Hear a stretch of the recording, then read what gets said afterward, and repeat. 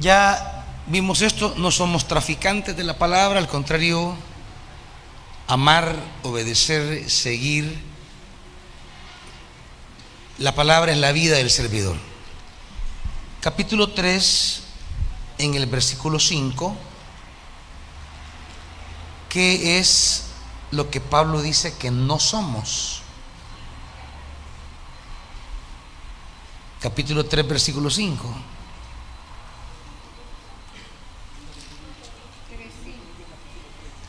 ¿Qué es lo que no somos? Dice Pablo. ¿Cómo? No que seamos competentes. Ajá, correcto. Dice, no somos competentes. Vamos a agregarle aquí autocompetentes para agregar eso que dice por nosotros mismos. Esta es la segunda cosa que puede afectarnos en el ministerio, el pensar que somos autocompetentes. Comenzar a servir de acuerdo a la competencia humana es una de las cosas que echan a perder el servicio y la calidad del servidor. Como seres humanos tenemos competencias naturales, competencias profesionales, competencias de aprendizajes de la vida. Tenemos ciertas cualidades que nos permiten ser competentes en muchas áreas de la vida. Y una de las equivocaciones que tenemos es pensar que las competencias humanas pasan automáticamente a las competencias espirituales. Por ejemplo, un profesional en fotografía que trabaje en un estudio de fotos, o trabaje en un canal, o trabaje en un periódico, tiene una competencia que puede ser natural o adquirida para saber tomar fotos. Entra a la iglesia y dice: yo quiero servir en tomar fotos. Esta persona podría creer que la competencia profesional es suficiente para llevar adelante el ministerio de fotografía en la iglesia. Lo profesional le permite saber tomar una foto, pero qué foto tomar ya no es de su profesión. ¿Qué es el momento que debe captar? Eso ya no le compete a usted. Usted necesita una dirección que no viene de usted. No es que no debemos ser profesionales, como no, pero lo profesional no basta, porque es el espíritu el que quiere convertir una foto en un mensaje. Para el campo espiritual, una foto no es una foto. Una foto es un mensaje. Es una imagen en la que Dios quiere ministrar a quien la vea. Eso ya no es cosa profesional, es asunto espiritual. Y a veces, en el campo humano, se puede tomar lo humano del profesional y decir: no, a aquella no le toma porque me cae mal, a este tampoco. Y comenzamos a poner los criterios personales en el ejercicio del ministerio. Y así de repente tenemos ministerios en la iglesia que los mismos salen en la foto, ¿verdad? Y de repente pareciera que los mismos vienen a la iglesia. como que hay un listado ya selecto, ¿va?, de a quienes se le va a tomar foto. Y hay hermanos que dicen: y a mí que nunca me han tomado una foto. Entonces, una fotografía en el campo espiritual es como una narración bíblica. Una narración bíblica es una imagen, solo que en palabras, porque no habían fotos. Entonces lo que se hacía era narrar una escena, y es lo que tenemos en los evangelios, una imagen narrada en palabras. Hoy tenemos imágenes en foto que son mensajes, así como tenemos una narración que es un mensaje. El poder de una foto guiada por el Espíritu es tremenda. ¿Qué dirá el Espíritu en una foto? No lo sabemos.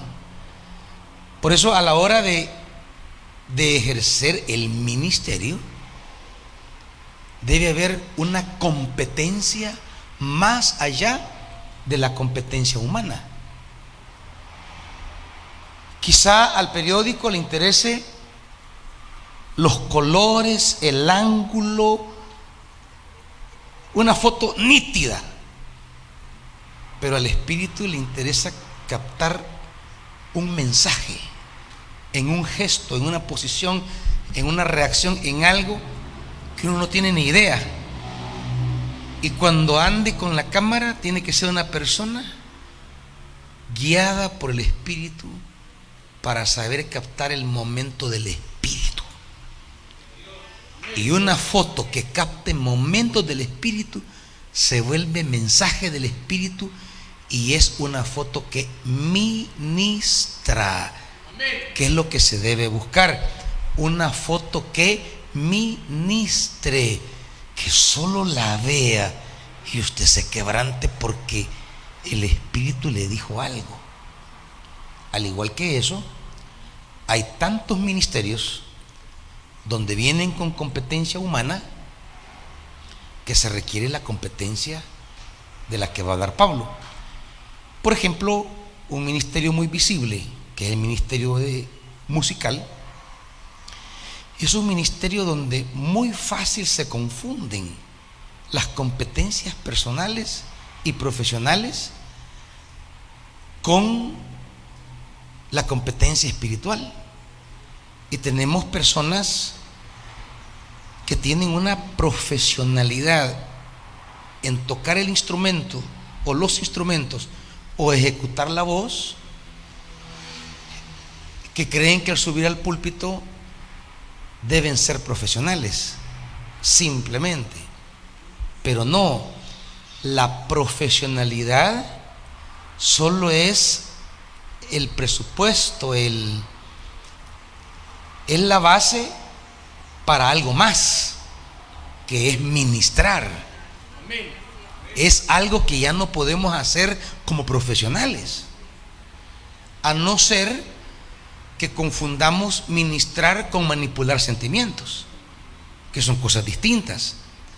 Y un buen artista puede tocar sentimientos y provocar sentimientos, pero provocar sentimientos no es ministrar.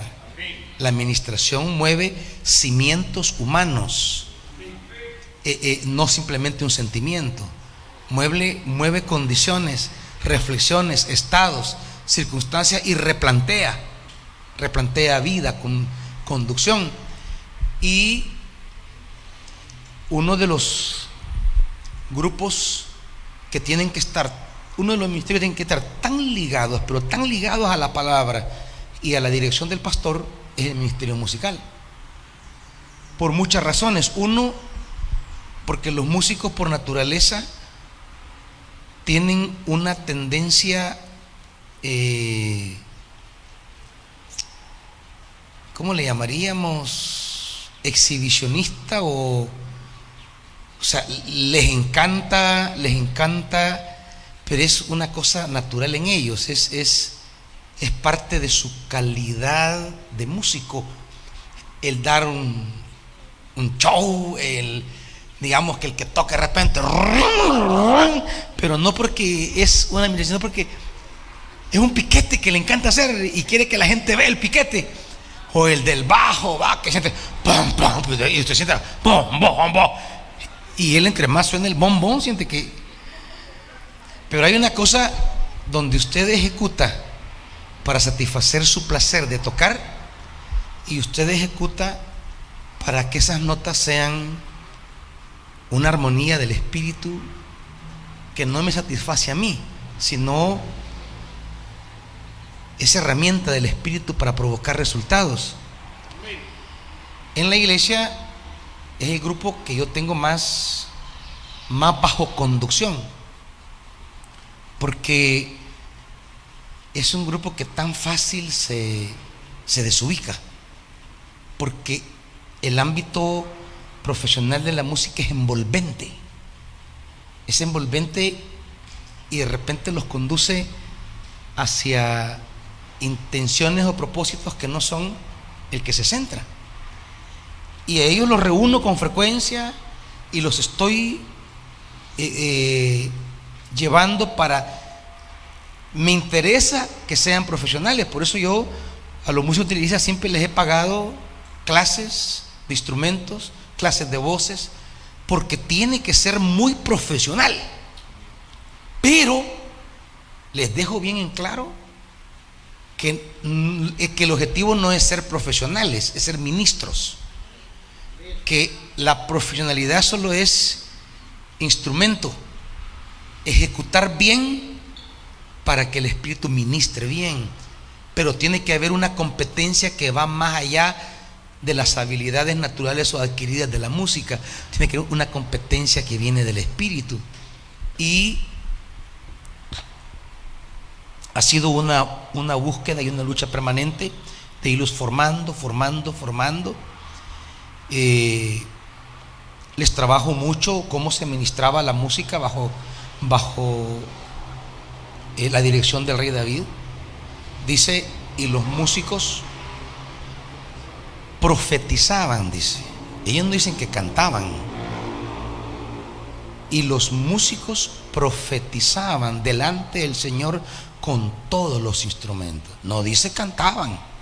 El que cantaban es la parte humana, digamos, la parte profesional. Pero el profetizar, eso ya no es cosa del canto, ya no tiene que ver con modulaciones ni con ejecuciones. Ya estamos hablando de una realidad espiritual presente en la alabanza, profetizar. Y ellos profetizaban con instrumentos, y mencionan todos los instrumentos en Primera Crónica 25. Denle una leída. Profetizaban. Un ministerio musical no debe cantar, debe profetizar. Claro, lo hacen cantando, ¿me entienden? Pero no cantan. Puede cantar, todos, muchos pueden cantar en el mundo secular o en el mundo religioso, pero profetizar, que es ministrar, profetizar, ese ya es un componente muy del ámbito del espíritu. Y dice también el pasaje que profetizaban bajo el mando del rey David.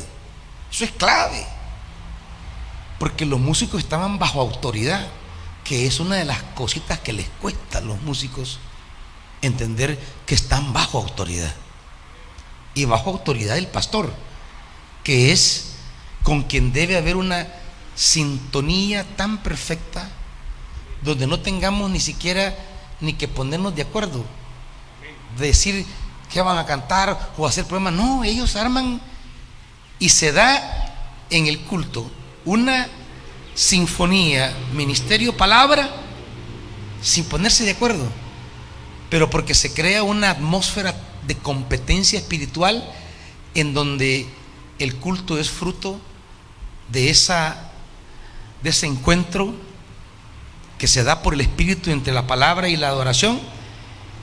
Y entonces el ministerio musical sirve para preparar el corazón, para brindar adoración a Dios y que la palabra caiga. Así están todos los ministerios, en todos los campos. Tiene que haber una no autocompetencia en cada área. Los que trabajan con niños, no podemos confundir el trabajar con niños con un entretenimiento infantil y pensar que trabajamos con los niños para entretenerlos mientras los papás están en el culto y nosotros los cuidamos como una guardería. Pues la escuela bíblica, la iglesia infantil no es una guardería, es el primer templo para ministrar a los dueños del reino, que son los niños. O sea, los niños entienden perfectamente una palabra, la entienden. Y la primera tarea de estar con los niños es ministrarles palabra de Dios. No digo que no habrán manualidades o cosas de niños, cómo no, pero no nos podemos quedar en el campo técnico, en el campo pedagógico. Tenemos que entrar al campo espiritual con los niños, ¿verdad? Tenemos que verlos como miró Jocabed, la madre de Moisés, como vieron a Moisés. Dice que por la fe lo vieron y lo vieron hermoso y decidieron guardarlo. Y yo le explicaba a la iglesia un día de estos que ¿qué es ver hermoso a un hijo y pensar que eso es por la fe? Si todo papá ve hermoso a su hijo, si desde que nace la ratilla y toda chelita, ¡qué lindo! O sea, el papá lo ve precioso. Ahí está el monito. Ay, este es mi tesoro bello y el monito. Pero papá lo ve precioso, precioso. Ahora, no necesito fe para ver precioso a mi hijo. ¿Qué quiere decir el pasaje entonces? Y las traducciones alternas nos permiten entender el sentido de la palabra precioso, porque dice: lo vieron hermoso ante los ojos de Dios. O sea, no lo vieron hermoso en términos físicos. Ellos vieron en Moisés un instrumento de Dios, y para eso se requiere fe. Fe. ¿Cómo veo a mi hijo? Con ojos de fe, no con ojos humanos. Y cómo nosotros a veces introyectamos una imagen en los hijos que son las de mis ojos, no de los ojos de Dios. ¿Cómo ve Dios a mi hijo? Y el papá a veces le está diciendo cosas al hijo de lo que: mira vos cómo sos, tonto, pasmado, inútil, y toda una serie de miradas que no son de fe. Pero ellos vieron un niño y vieron un instrumento de Dios y se arriesgaron por él. Entonces, las que trabajan con niños tienen que ver una mirada de fe. Si no tienen una mirada de fe en esos niños, van a haber niños que les van a caer bien y otros que les van a caer mal. Y como en cualquier escuela, a los que les caigan mal los van a tratar mal, los van a marginar, no les van a dar oportunidades, los van a ver de menos, y sobre todo si es hijo de la mujer que le cae mal, del hombre que le cae mal, y comienzan a tratar a los hijos según los sentimientos de adultos. Y eso pasa en las iglesias infantiles muchas veces. ¿Cómo descubrir que en el hijo de la hermana que le ha hecho daño a usted y que le cae más mal, cómo descubrir que ese niño es instrumento de Dios? Esa es una competencia que no viene de nosotros, esa viene de Dios. Es una competencia que no está en nosotros. ¿Cómo descubrir que en ese bicho relajo, inquieto, fregón, esos jodiones, ¿verdad? Ahí hay un siervo de Dios. ¿Cómo descubrir eso? ¿Cómo ver eso? Porque usted dice: ay, su niño, qué lindo, mire, él es bien quietecito. Esa es la colejuda, ¿para qué lo traen aquí? Entonces, que usted sepa vestirse de algún personaje de Disney, que usted sepa manejar alguna didáctica, que sepa manejar algunas técnicas, sí está bien, pero para ministrar no basta eso. No llega, no le alcanza. Para hacer la obra de Dios no le alcanza eso. Tiene que tener una competencia especial. Y es lo que Pablo va a establecer. Nosotros no somos autocompetentes. Cuando nosotros creemos que nuestras autocompetencias son suficientes para realizar el ministerio, no estamos haciendo ministerio, estamos haciendo una actividad, como en el kinder, como en la escuela, como en cualquier otro ámbito. No estamos ministrando. Para ministrar necesitamos una competencia distinta. Por ejemplo, yo de chiquito era el que más mal le caía a las maestras porque no podía estar quieto. Y recuerdo que había un niño que se llamaba Walter y le decían: vos ibas a ser pastor porque sos bien quieto, sos bien obediente, este es un animal, refiriéndose a mí, ¿va?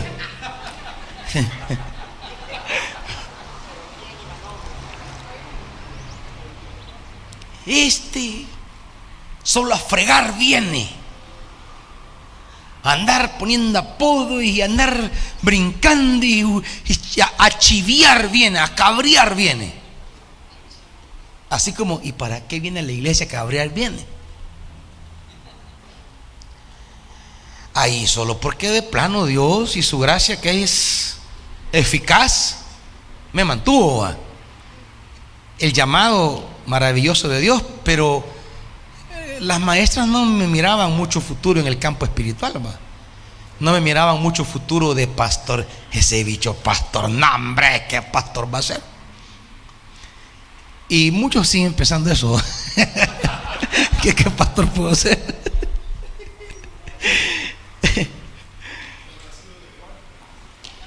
Mande.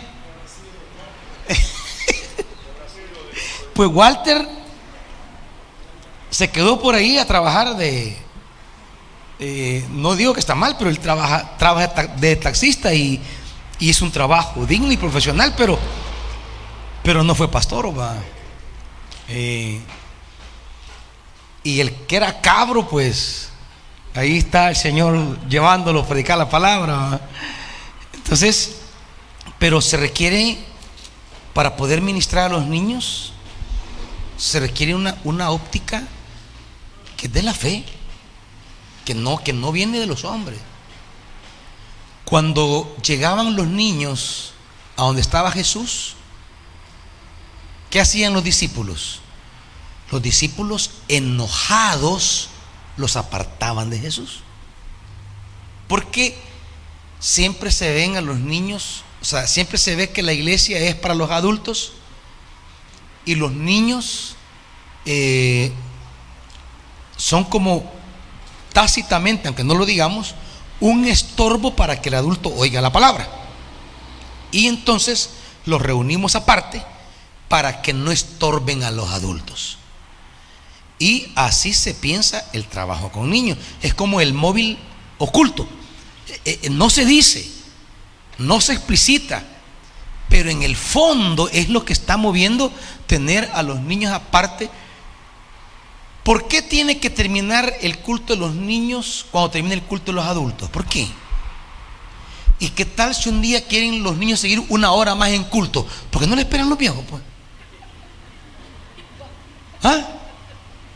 Allí vemos que la actividad de los niños está supeditada a la de adultos. Y que termina cuando termina la de adultos. Comienza y termina en el horario de adultos. Pero ¿qué tal? Vamos a hacer un culto para niños y ustedes se van a esperar hasta que termine el culto de los niños. Porque es de ellos. ¿Y qué tal? Hay palabra, administración y tarda 1 hora más. ¿Ah? ¿Qué van a decir los adultos? Entonces, en el fondo, tácitamente, estamos entendiendo que solo lo estamos entreteniendo y guardando mientras los papás reciben la palabra. Ellos van a recibir la palabra. Entonces necesitamos una competencia divina para descubrir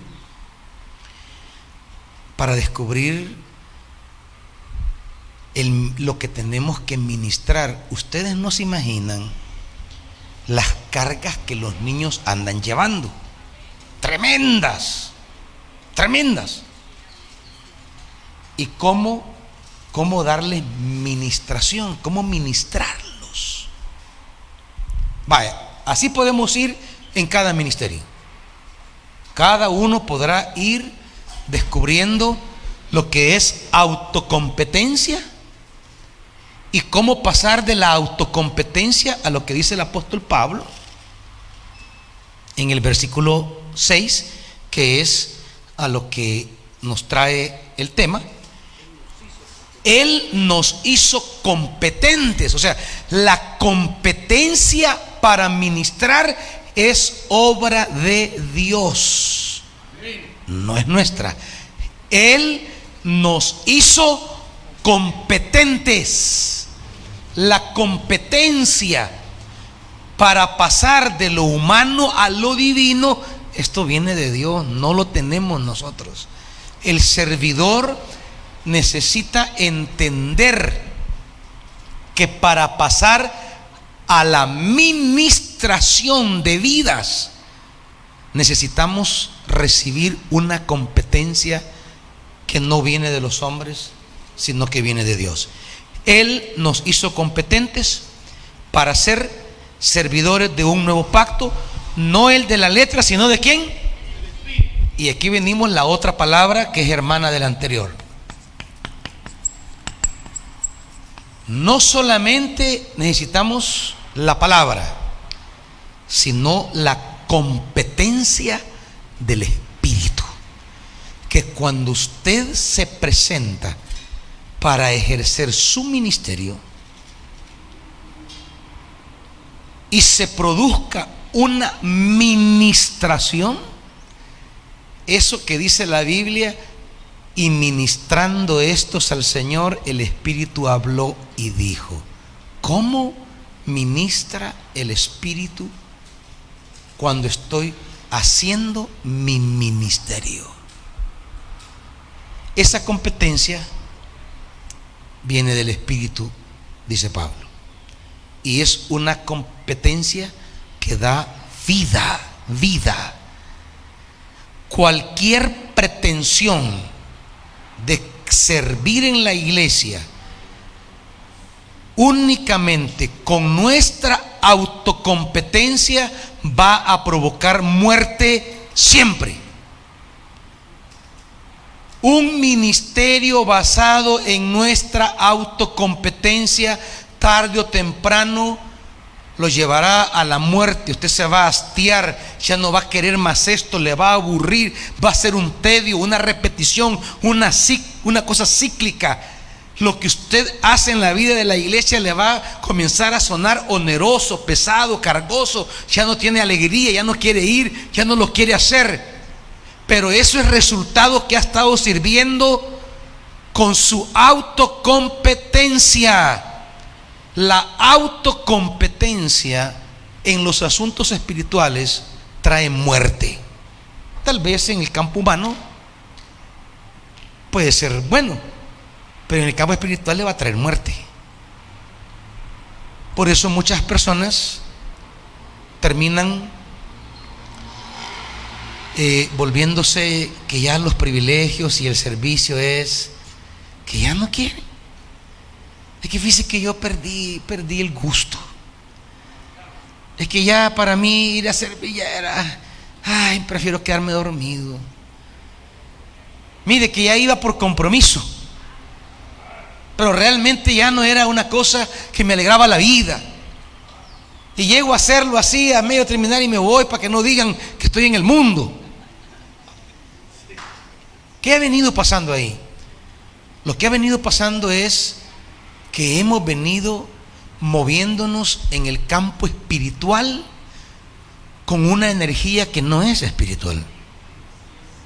Y cuando yo me quiero mover en el campo espiritual con una energía que no es espiritual, voy a terminar muriendo. Fue lo que le pasó a los hijos de Aarón. Pretendieron llevar al altar algo que no era del campo espiritual y murieron delante del altar. Y murieron el día que los ordenaron, imagínense. No les duró mucho el ministerio. No pasó años sirviendo. Dice, no, el primer día que los ordenaron se palmaron. ¿Por qué? Porque se presentaron al altar de una forma en el mundo espiritual, con una presencia, una energía, una realidad que no era espiritual, era humana. Y entonces eso termina matando a la persona. Para poder entrar al campo espiritual tenemos que entrar guiados por el Espíritu Santo. Y Él vivifica lo que hacemos. Él vivifica. Uno se para en el púlpito con la misma expectativa, novedad, alegría, como cuando fue la primera vez. Esa cosa que se mueve en el pecho, ¿verdad? ¿Por qué algunos, los primeros días de ministerio, ay, me toca ir de tal cargo por primera vez, que nervioso? Yo he orado al Señor y le he pedido y he suplicado, he estado clamando, y viene con aquella carga espiritual enorme. Ya los 3 meses ya no, porque aprendió a manejar el ministerio en términos operativos. Sí, ya sabe el teje y maneje, ya sabe, sí, ya saben la mecánica, y entonces ya vienen y ya, ¿para qué voy a dar si ya sé, ya me lo puedo? Ya no hay aquella dependencia, no hay aquello que en el estómago, ay, me siento nervioso, y ya no, se ha perdido la novedad, la alegría, porque aprenden a manejar la mecánica. Es un rito que ya memorizaron y que ya saben lo que tienen que ir a hacer. Ya se lo pueden el tema, ya se pueden que viene de 1, de 2, de 3, de 4, ya saben el orden, ya no necesitan sentirse dependientes de Dios. Y nos subimos al altar con aquella frialdad, como que aquí vengo a desarrollar profesionalmente algo que ya me puedo. Pero ya no hay dependencia, búsqueda, sensibilidad, agonía, desesperación para que Dios se haga presente. Y entonces comienzan a caer en la rutina del ministerio, la rutinización del carisma, del don, del llamado, del ministerio. Lo hacen una rutina, y toda rutina mata. Y con el tiempo usted ya no quiere eso, ni hacerlo, ni verlo, ni que lo calendaricen. Ay, me pusieron otra vez aquí. Puchica, yo no quería que me pusieran. Más que en mi cumpleaños, qué desgracia. Alguien que anda en el espíritu. Qué regalo de cumpleaños me diste, papá. O sea, anda en otra mentalidad. Anda en otra mentalidad. Señor, qué mejor manera de celebrar que cumpliendo años sirviéndote. ¡Qué lindo! ¡Gracias! Pero claro, ¿quién da esa perspectiva, esa novedad, esa frescura? El Espíritu. Cuando entendemos que la competencia para ser un ministro de Dios no la fabrico yo, sino que baja del cielo. Entonces, cada día que voy a servir, quiero que Él me haga competente. Que Él me haga competente. Hoy, mañana, pasado, la otra semana, el otro mes, el otro año, siempre estaré pidiendo su competencia, porque lo que voy a hacer es algo nuevo. Las personas vienen en situaciones nuevas, inquietudes nuevas. Dios tiene nuevos proyectos para ellos, hay nuevas intenciones divinas. Entonces yo tengo que estar a la altura de lo que Dios está haciendo hoy. Si ayer estuve a la altura de lo que Dios hizo ayer, eso fue ayer. Ahora Dios quiere hacer algo y yo debo estar a la altura de lo que quiere hacer ahora. Si sus misericordias son nuevas cada mañana yo debo estar a la altura competente de su misericordia. ¿Me entiende? Pero eso no está en nosotros, eso viene de arriba. Debo anhelarlo, buscarlo. Hazme competente, Señor. Y usted viene como que es primera vez, otra vez al frente. No porque ya se la sabe, no porque ya se la puede, no porque ya se prendió el paso, no porque ya sabe cómo viene. No. Y de repente surgen cosas nuevas del Espíritu. A veces los ministerios caemos en eso que es la rutina. La rutina es el enemigo más grande contra la creatividad del Espíritu Santo. Calcamos, hacemos calcadas las cosas. Los ministerios hacen calcadito cada cosita que hacen. Si es el de alabanza, calcan cada culto. Si es el que prepara la hojita de anuncios que me suben, los ingratos copian y pegan, y hasta los errores del domingo pasado aparecen aquí. Hasta eso. Porque ya solo es pega y ni se dieron cuenta ni qué están poniendo. Ya no hay aquel cuidado. No, yo les digo, no, van a empezar otra vez en página en blanco a escribir los anuncios de este día. Nada de copia y pega haraganes. A escribirlos. ¿Cuáles son los de ahora? Es que esa actitud de excelencia y novedad ante esto. Pero tenemos una rutina. Aprendimos un modo, un molde, y de ahí no nos movemos. Y una de las cosas que vamos a descubrir siempre en la Escritura es que el Espíritu siempre quiere hacer cosas nuevas, siempre quiere tener nuevas maneras, pero tenemos que estar abiertos a la competencia del Espíritu para decir: hoy el Espíritu dice que hagamos esto de esta manera, lo vamos a cambiar. No por novedad, por orden del Espíritu, por guía del Espíritu. No por es una guía del Espíritu Santo, una guía así, una guía que Él nos lleva. No tengo una hoja ¿qué toca hacer en marzo, abril? No. ¿Qué vamos a hacer en marzo, Espíritu Santo? ¿Qué vamos a hacer en abril, Espíritu Santo? O sea que la agenda de mi ministerio está en constante frescura y surgimiento de la relación y comunión con el Espíritu Santo. Eso de pensar que voy a planificar en 5 años la obra de la iglesia, eso es una falacia, una ingratitud contra el Espíritu Santo, porque las cosas del Espíritu se van haciendo de una manera espontánea, es algo libre. Él va cambiando las agendas como quiere. No es un relajo, porque no es un relajo. Es una cosa bien ordenada cuando es del Espíritu.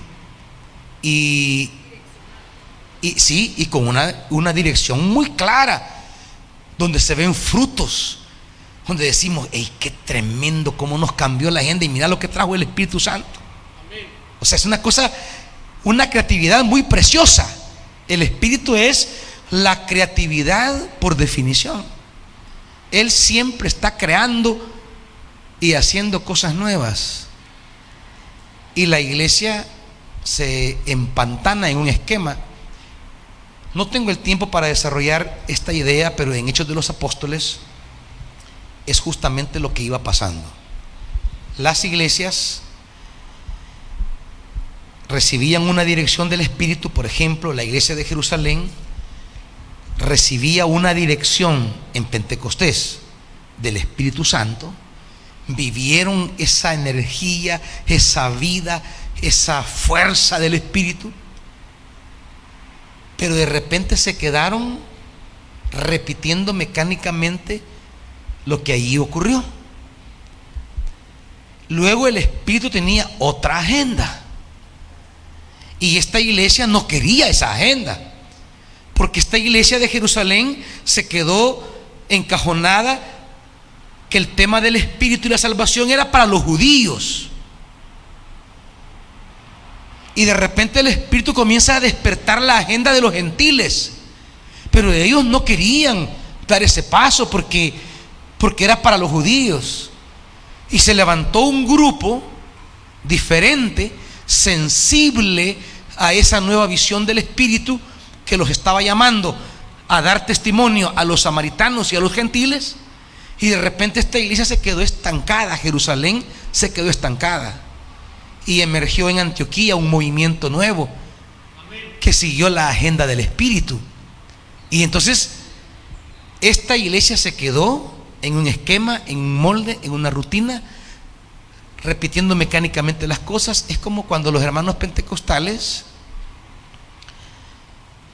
establecieron la ley que para recibir el Espíritu habría que hablar en lenguas. Se quedaron en un fenómeno, se quedaron en un hecho, como que eso era repetitivo para siempre. El Espíritu aparecerá en otras manifestaciones y no se van a dar las lenguas, se van a dar otras acciones, otras manifestaciones.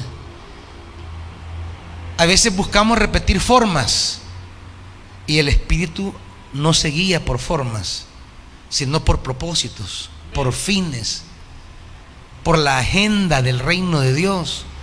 Entonces, hermanos, en esto debemos tener claro: no somos traficantes de la palabra, ni somos autocompetentes. La iglesia no camina por nuestra autocompetencia, camina por el Espíritu. Y si el Espíritu no está tomando la agenda del ministerio que usted realiza, si el Espíritu no está de verdad controlando la dirección, los principios, las motivaciones de lo que estamos haciendo, nos vamos a morir. Nos vamos a morir. Porque el único agente que da vida a lo que hacemos es el Espíritu Santo. El único. De ahí nadie más.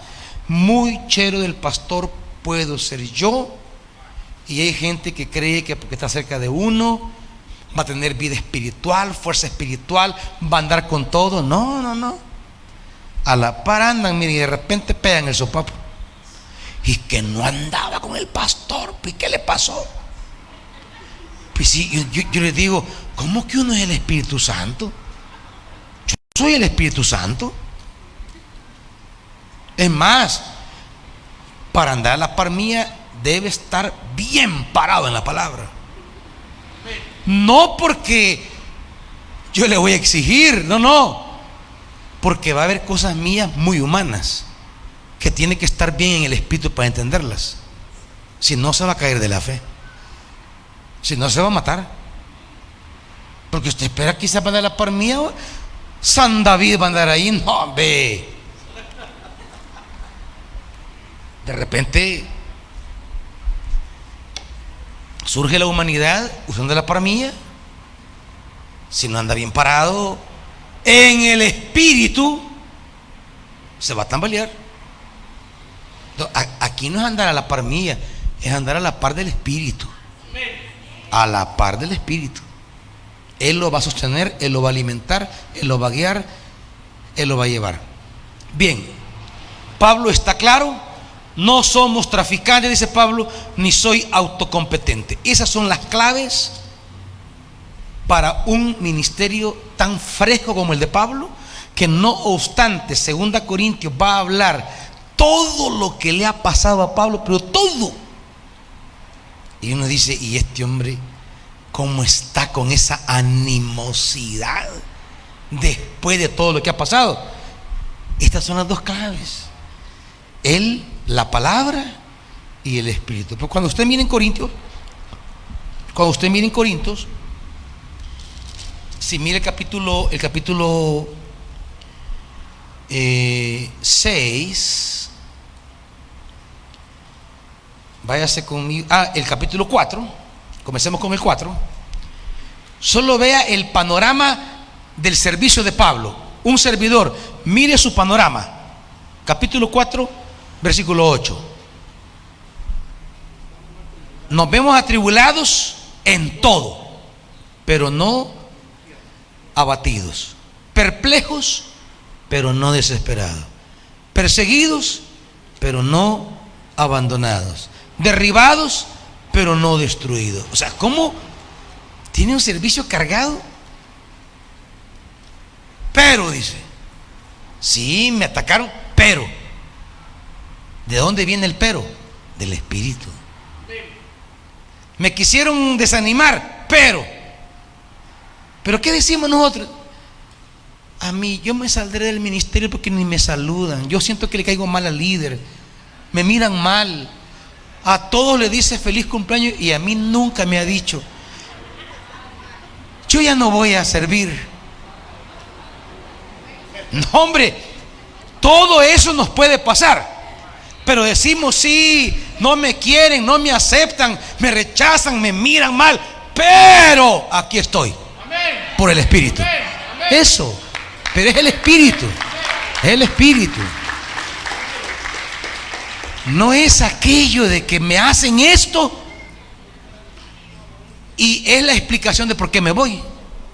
Nunca hay un pero, hay un por qué. Me voy porque esto y esto. Dejo de servir por esto. No, Pablo no tiene un porque, tiene un pero. Sí, pero aquí estoy. Eso necesitamos. Luego mire capítulo 6. Mire todo, es que Pablo era capítulo 6, versículo 4. Más bien en todo y con mucha paciencia nos acreditamos como ¿qué? Como servidores, como ministros de Dios. ¿Y cuáles son las credenciales?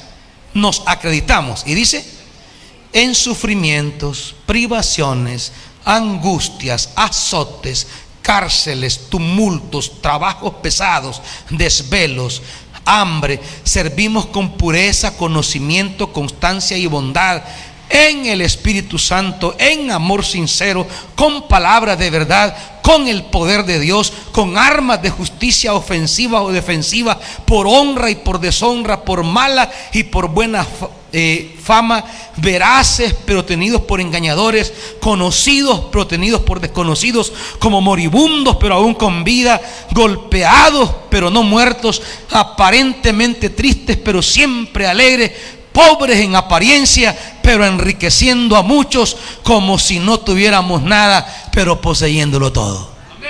¿Cómo alguien puede pensar así? Solo en el espíritu, no se puede de otra manera. Medio nos mojamos, no, yo ya no vuelvo a ir porque ni me dan bus y me mojo todo. No, y vemos el nubarrón que está, el nubarrón. No voy a ir al culto, está el nubarrón. Y ya al líder va: hermano, dice que hasta la garganta. Acá fíjese que hay un nubarrón que viene, no podré llegar, hermanito. COVID le va a dar por andar fingiendo enfermedades hoy. De verdad se le va a poner así la garganta hoy. Entonces, ¿cómo alguien en medio de todo esto, buena fama y mala fama, o sea, hablen bien de mí o hablen mal, o sea, que ese volado es viejo, no se preocupe, pero dice, yo aquí sigo porque estoy por el Espíritu? Yo predicaba sobre esa mujer que llega a ungir a Jesús, nadie la invitó, llegó de metida, y la gente dice que comenzó a reprenderla, a decirle cosas, a decirle un montón de cosas, pero ella ahí estaba, porque ella no iba por ellos, ella iba por él. Amén. Y mientras él le dijera, déjenmela, ella es mía y ha hecho algo maravilloso. Entonces, mientras el Espíritu me dé testimonio de lo que vale mi ministerio para él, lo demás es lo de menos, hermanitos.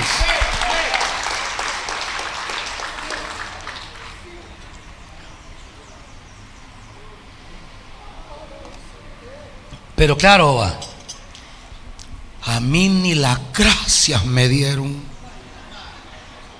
Y no saben lo que me costó llevar ese racimo de flores. Y nadie me dijo nada. ¿Y qué tiene? Mejor que no le digan nada, porque así deja que él le diga todo.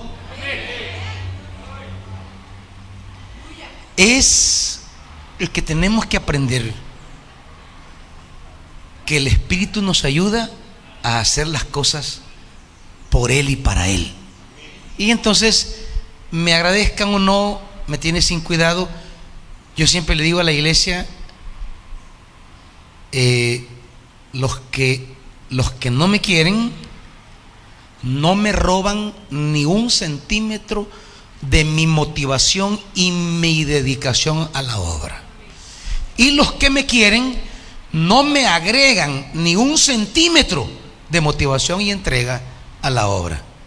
Porque fíjese que en la iglesia, los que hoy lo quieren, mañana ya no lo van a querer, y los que hoy no lo quieren, mañana lo van a querer. Entonces sí es, por eso uno no tiene que clavarse en nada, ni tomar a los hombres como fuente de estímulo ministerial. No se puede, es solo el Espíritu. Mire a Pablo, pues un día le ofrecían sacrificio, otro día pedradas. La misma gente, un día lo querían adorar, otro día lo querían matar. Esto en el ministerio así es, hermanito. Hoy es tu amiguis, mañana es tu enemiguis. ¿Y qué? ¿Van a romper el ministerio por eso? ¿Van a romper lazo en el ministerio? Es que yo le conté todo a esa. Pues sí, ¿para qué anda hablando, pues? ¿Quién la mandó, pues? ¿Ah? Cristo no tiene culpa de eso, hermanito. O que cuando ya terminan un romance agarran camino y ¿qué tiene que ver el Espíritu con eso? Y se fue chirria suya. Usted se empecinó con fulano y mengano, pues sóquela, siga sirviendo a Dios y aguántela. No, pero es que no puedo llegar y verle la cara. Tápese, pues. No, es que no puedo llegar. Más si el que se lo robó está en la iglesia. La que se lo robó, que le robó el novio, es que yo no puedo ver esa desgracia. Mire, eso, de esos líos de faldas y de pantalones, no meten el ministerio. El ministerio está fuera de todo eso. Manténgalo firme, porque es asunto del Espíritu, no de romance, ni de sentimientos, ni de amigos, ni de nada. ¿Me entiende? Que si son novios de alguien, pues sí, se fue cosa suya, pues. El ministerio es el ministerio, háganlo fielmente. Y si va a servir a la par de quien le robó al novio, pues lo va a hacer con excelencia, porque la única manera va a ser en el Espíritu. Porque en la carne capaz le va a querer dar riata. entre más difícil le sea servir a la par de quien le cae mal, más en el espíritu debe venir. Entonces, las razones humanas no son excusas para dejar de servir, son un desafío para venir más en el Espíritu Santo. Ahora, pasemos entonces a lo que Pablo dice que sí somos, porque aquí vamos a ir descubriendo, esto no somos. Ahora Pablo dice lo que somos. Y lo primero que Pablo nos va a señalar que somos, dice el versículo 15. ¿Qué somos? Siempre en 2 Corintios, donde estamos. No nos movamos donde estamos. En el 2:15. ¿Qué somos? 2 Corintios 2:15. ¿Qué somos? Dice la NBI, somos el aroma, el olor grato de Cristo. Imagínense esa imagen de lo que Pablo dice que somos, los servidores. Somos aroma de Cristo. Somos el perfume, el olor de Cristo. Ese olor grato, que es una figura que viene del Antiguo Testamento. Cuando Dios percibe un aroma grato, Dios toma decisiones. Vea conmigo Génesis para que me entienda esto. Correcto. Mire, dice Génesis capítulo 9, vamos a ver.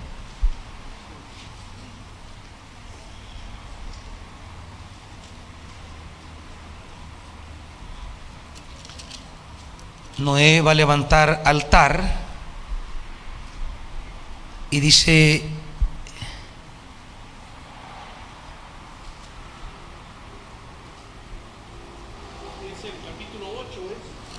perdón, capítulo 8, gracias hermanito, aquí está, gracias, capítulo 8, versículo 20, gracias pastor Yuri. Fíjese bien, dice, luego Noé construyó un altar y sobre ese altar ofreció como holocausto animales puros y aves puras. Cuando el Señor percibió que el olor grato, Dios percibió ese olor, y mire, el olor grato despierta ciertas decisiones divinas. Dice, cuando el Señor percibió el grato aroma, se dijo a sí mismo. O sea, él toma una decisión. Nadie se la estaba pidiendo, nadie estaba orando. Dios percibió ese olor grato y dijo, no hombre, dijo Dios, yo ya no voy a hacer esto. Dice, aunque las intenciones del ser humano son perversas desde la juventud, nunca más volveré a maldecir la tierra por culpa suya. Tampoco volveré a destruir a todos los seres vivientes como acabo de hacerlo. Mientras la tierra exista, habrá siembra, cosecha, frío, calor, verano, invierno, día, noche. Lo que provocó en Dios el aroma grato. Ahora imagínense una iglesia, servidores que sean olor grato a Dios. Dice Jeremías, hablando de la nueva alianza, ni siquiera me van a tener que pedir nada, dice. Van a empezar a orar y yo ya les habré contestado. ¿Por qué? Porque seremos olor grato, aroma grato. Somos el aroma de Cristo. Y dice Pablo, volviendo a Corintios,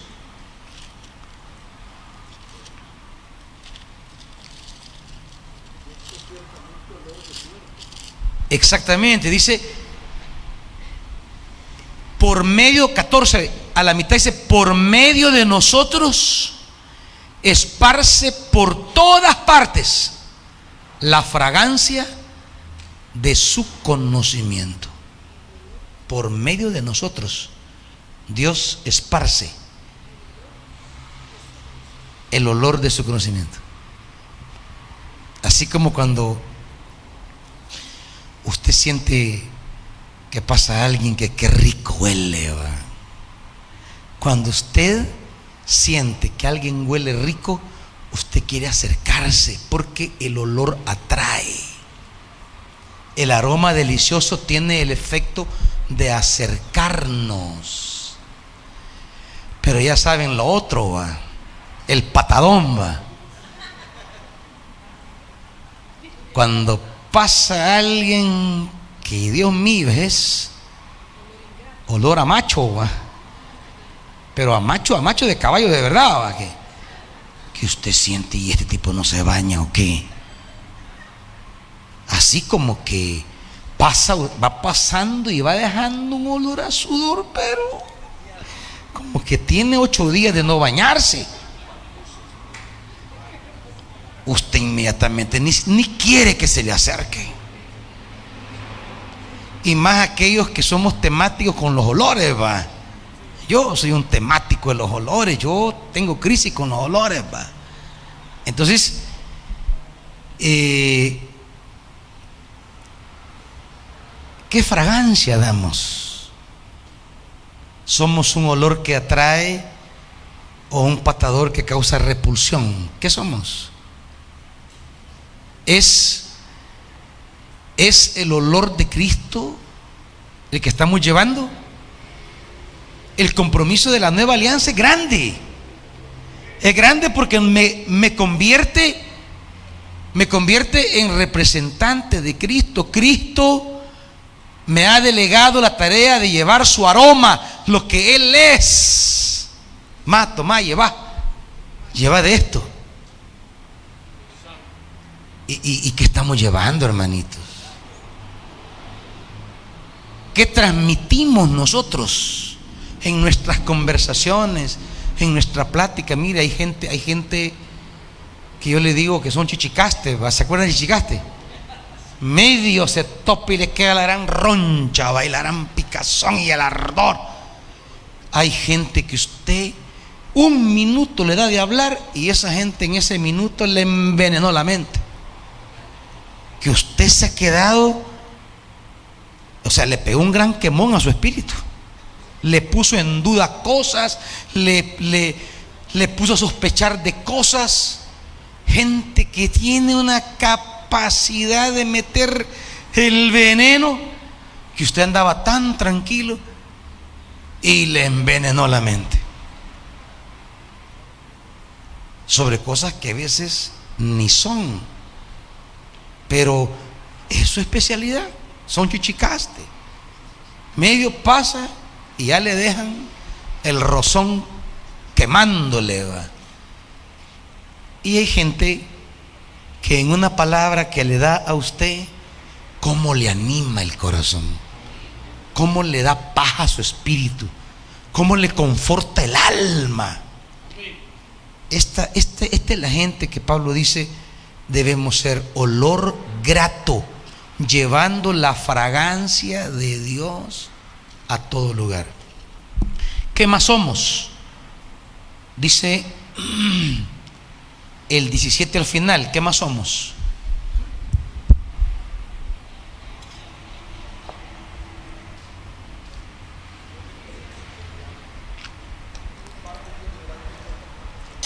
(17) 2:17 al final.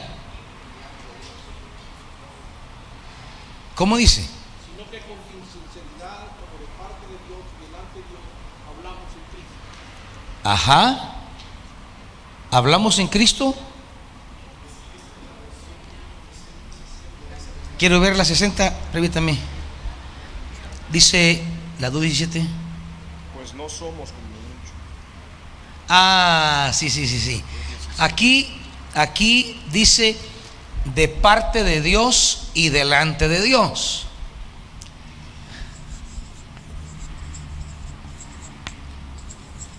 de parte de Dios, delante de Dios. La NBI traduce y dice: como enviados de Dios que somos.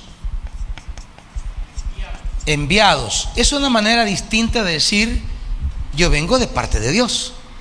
¿Verdad? Vengo de parte de Dios y hablo delante de Dios. O sea, es una manera de decir: somos enviados de Dios. Ese es lo segundo que el apóstol dice que somos. Somos su aroma, pero estamos aquí como enviados de Dios.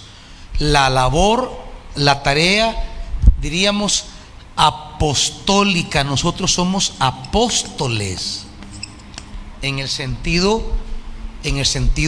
que va a manejarse el término apóstol después en las iglesias primitivas. Apóstoles, todos aquellos a quienes se les ha entregado una tarea, una misión, se les ha encomendado un objetivo.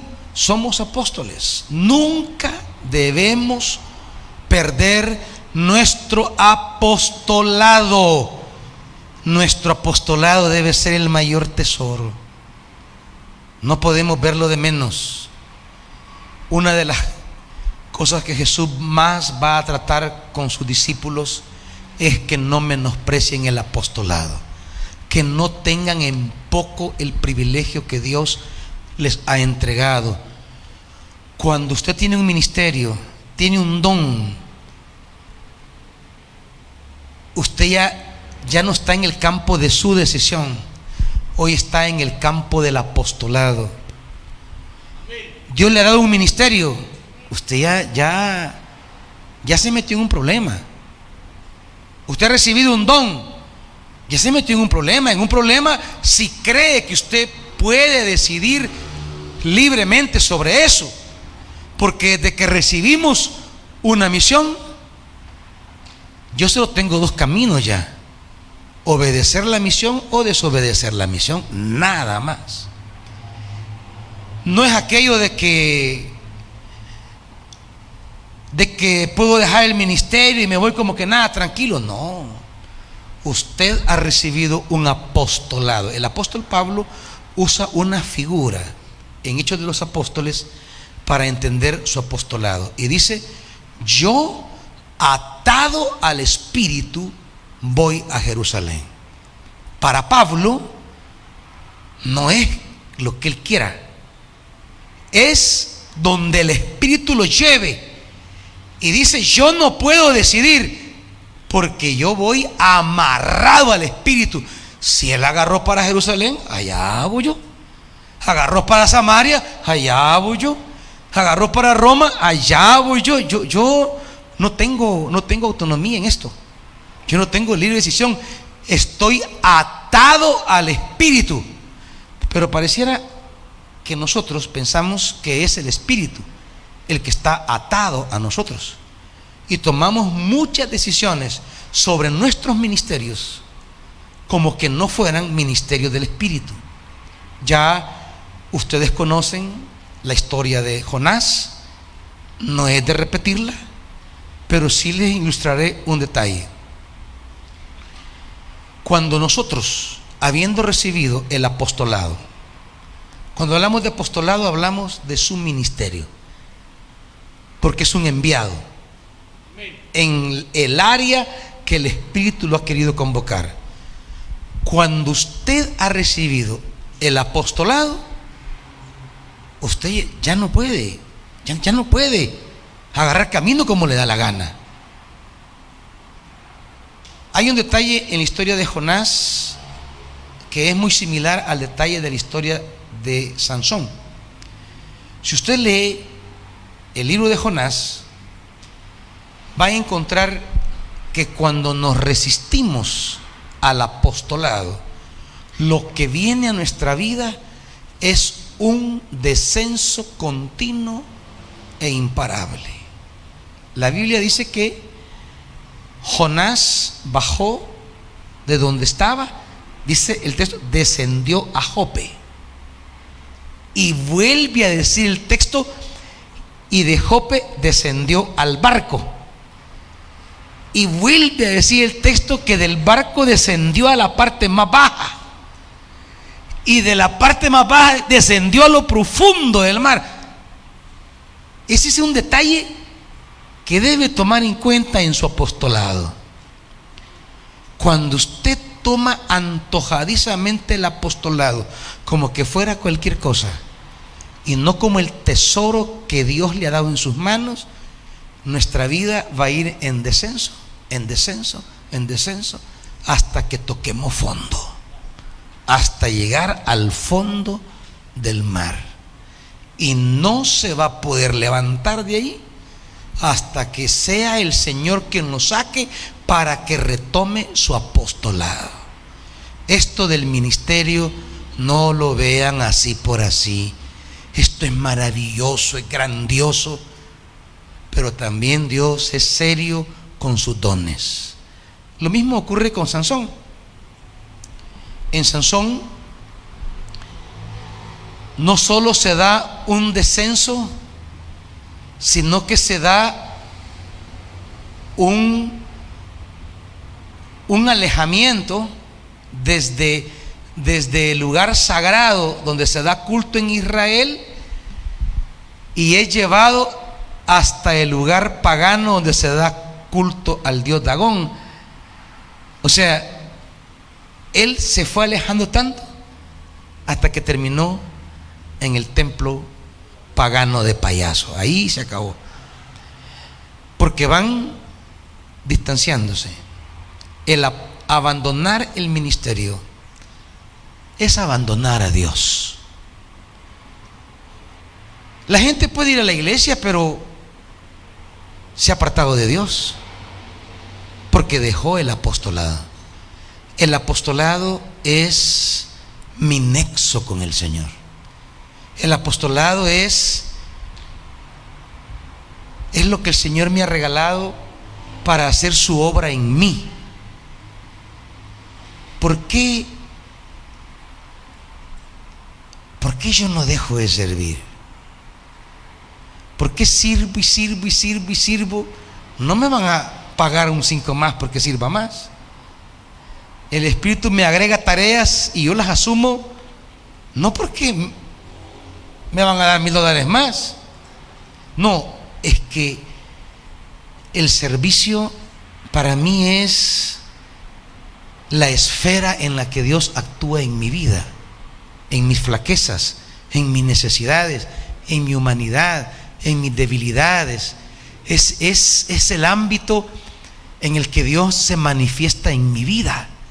El servicio es mi nexo con el Espíritu. Es la esperanza que tengo que mientras yo le esté sirviendo al Señor, Él transforme mejor mi vida para ser un mejor siervo. ¿Me entiende? Pues siempre que Dios dice, hey, a este lo voy a perfeccionar, me está sirviendo, no quiero que vaya a cometer una locura. Y ahí viene su gracia a transformarme.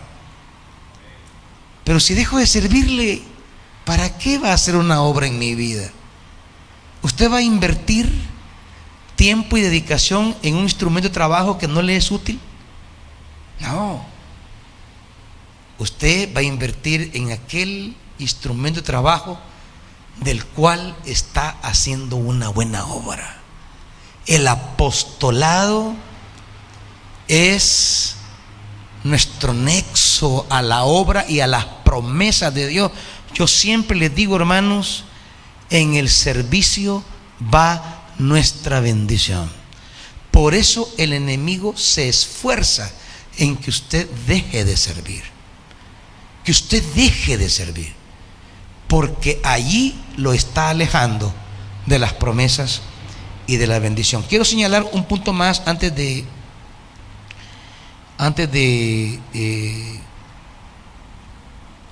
tener un receso, y dice que somos el 6.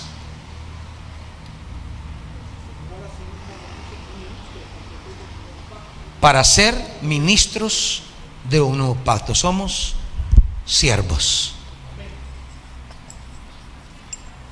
siervos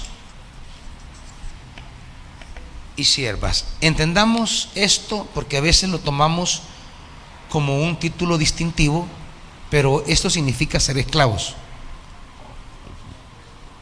Y ser esclavo significa que yo no soy quien decide, es el Señor al que pertenezco quien decide.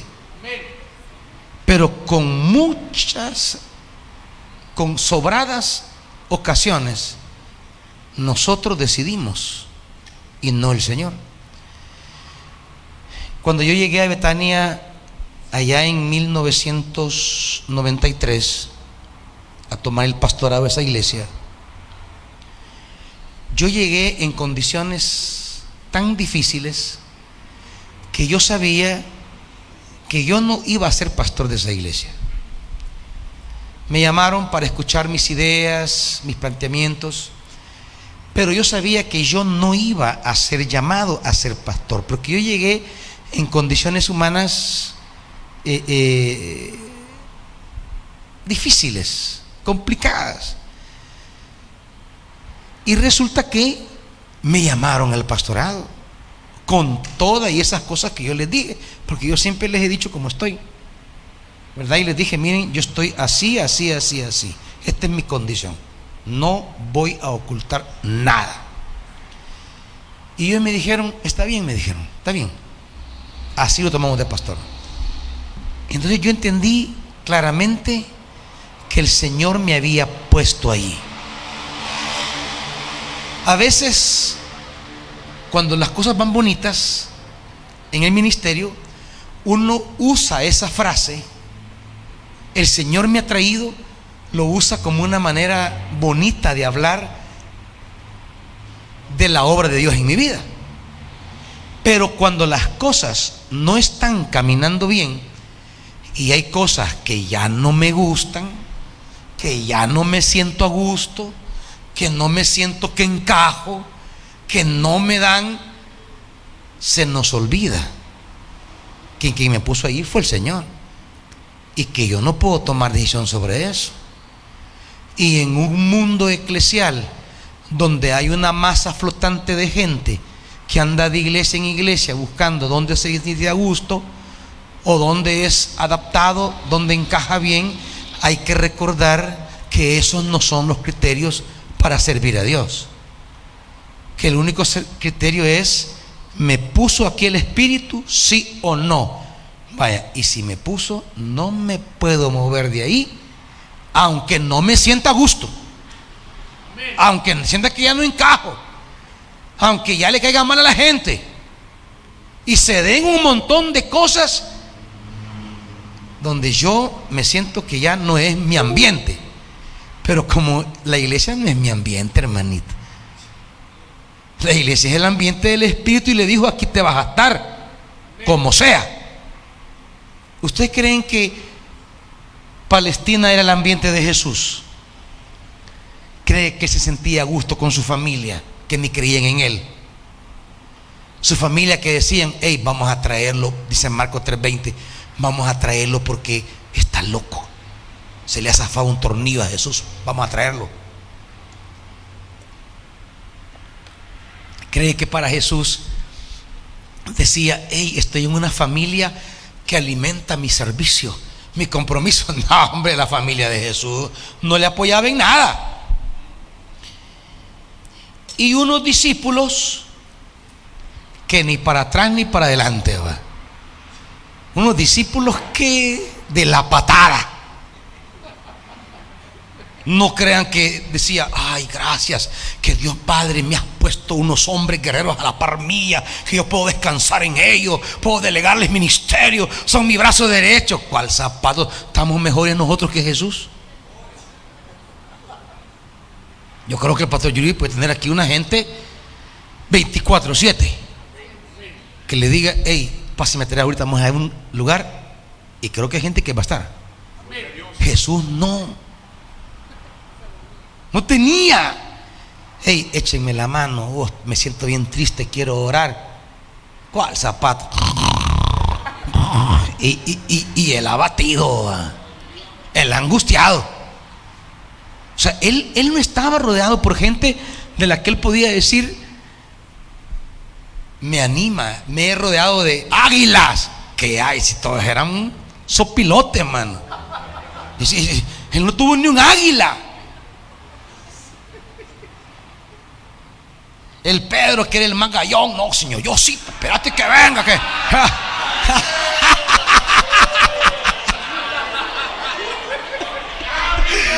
Pedrito, no, este es Pedrito de verdad.